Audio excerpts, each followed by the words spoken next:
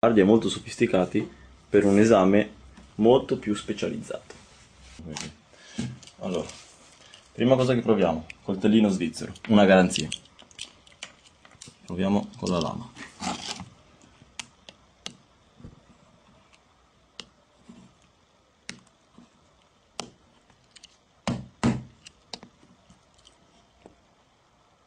Non ci sono graffi. E adesso proviamo con questo che non so cos'è, ma è ben appuntito, sarà da aprire scatole d'alluminio.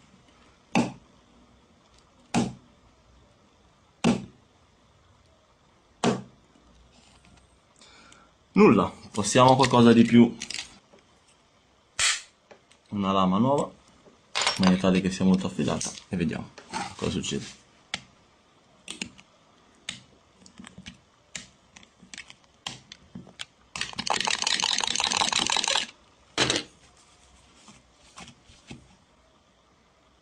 Nessun graffio. Proviamo con qualcosa più duro, allora, vediamo cosa possiamo fare.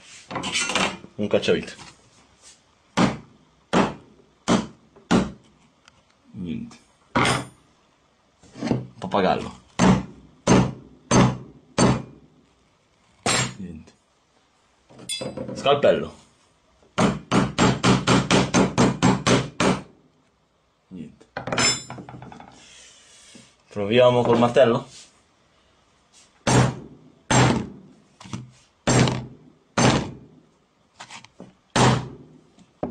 Niente. E non ci sono neanche graffi. Possiamo provare un sasso.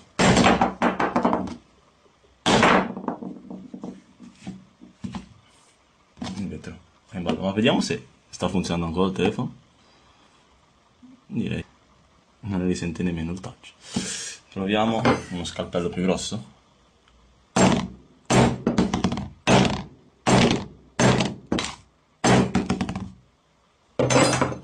Boh, niente, non spacca. Questo.